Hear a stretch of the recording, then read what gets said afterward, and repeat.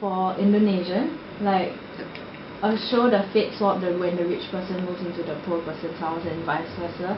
Like it works because it tackles the Indonesia's problem, which is poverty. Like they're trying to show like the poverty side, you know. Yes.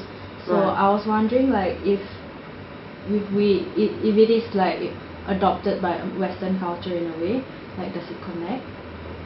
Like does the show, the fate swap, was it adopted from the American culture and then it like hybrid into like a show in Indonesia? Like what do you think of that? Well, it's hard for me to say without seeing the show, but it sounds, as you're describing it, quite distinctively local. You know, yes, it's kind of taken, as you say, the framework of a makeover format or a swap, lifestyle swap format that Western viewers would recognise in a certain way. But as you say, it sounds like it's really framed that in a very different way, and which I think.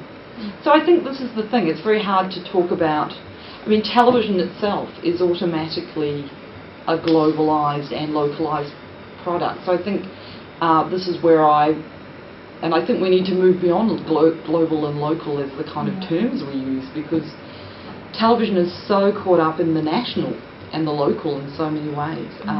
You know, yes, we live in a really globalised world, but when I go and watch television in different countries, I find it really speaks to national specificities, and so, you know, and that Indonesian example is a classic example.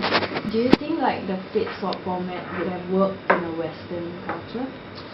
I think would have to be modified, and I mean it would be interesting, and I think this would be an interesting study to look at Asian TV and its influence outward as well. And certainly, obviously, Iron Chef and things like that have had an impact. And Japanese variety shows, I think, will also have an impact on the West. Yeah, look, I think, yes, that would be really intriguing. I mean, because I think, I know in Australia, for instance, that that producers are quite weary of showing too much people who are too poor on television, or people who are too, you know, seen as too kind of out of the ordinary. I think they're a bit careful about that. Well, talking generally about reality makeover shows, why, in your opinion, why do you think Asian countries need a reality makeover show?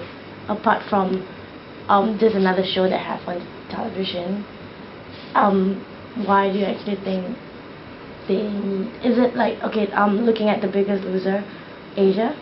Because even though it is based in Malaysia, where they are filmed in and where they actually lived in the house, but there isn't only Malaysian people who are participate.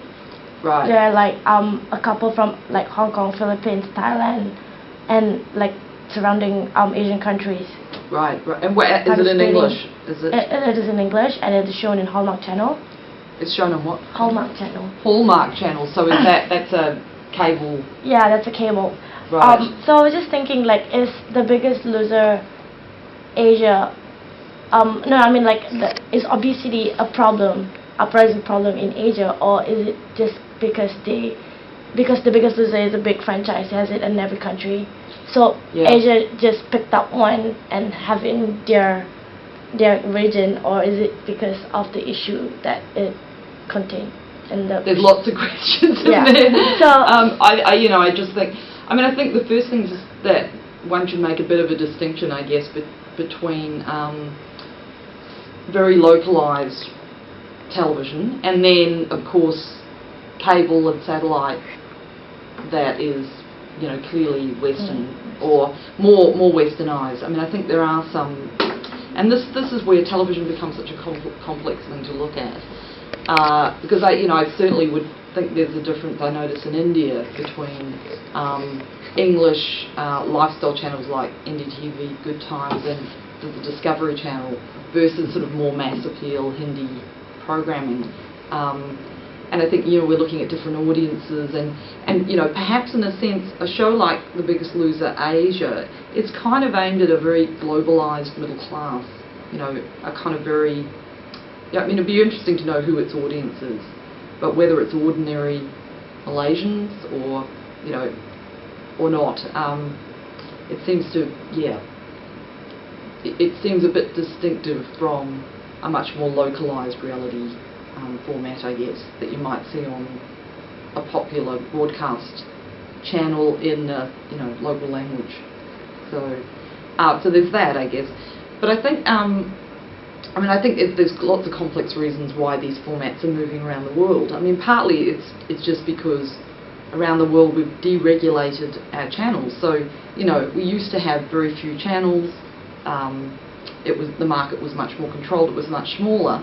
And now we've just got a lot more channels, so we need a lot more programming. So it's expensive to fill those slots. So you're just getting a situation where people are wanting to buy formats because it's cheaper in a certain way, and it's kind of easier to fill up airtime. So there's that. I think also there's a sense across the TV global market that audiences now have so much choice. How do you get them to focus on something? Reality TV has pulled in audiences, and it's really hard to have a national audience these days for any program, but MasterChef got that in Australia, and a show like The Biggest Loser Asia clearly is trying to maybe get a mass audience of some kind, although it's interesting it's on in English. There's an interesting tension there around what a show like that is trying to do.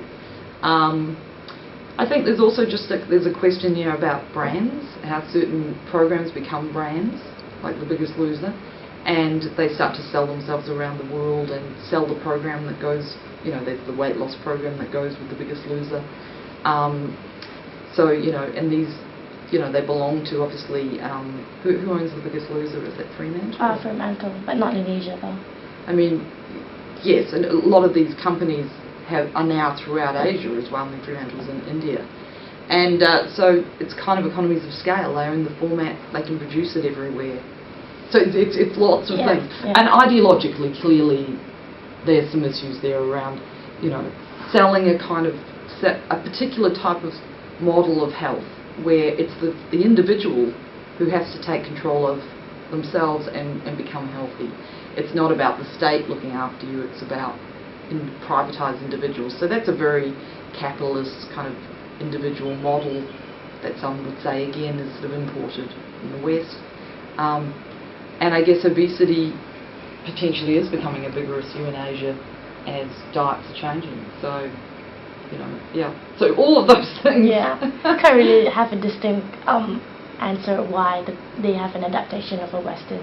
No, I mean, I think that's what's interesting about these shows, is that they're kind of they're little microcosms of all these broader, huge social and cultural shifts that we're seeing throughout the Asian region, which is why I'm looking at them myself. I think they're really interesting formats. Yeah. Right. Any questions? What do you think of the 1 Million Star show in Taiwan? I haven't seen that. No. So can you tell me a bit about it? Well, basically, is this it's like Idol. It's okay. Yeah. Yep. And you just win $1 million at the end. It's like more of a star search thing. You win $1 million? Is it? I'm not sure. Because we have another member actually who's doing like. Who's doing that? Okay. Yeah, but what we know from the show is that like a few years ago they only accept, I think, Taiwan people. No, they only accept China people going into Taiwan. Huh? No, I mean like to the show, like the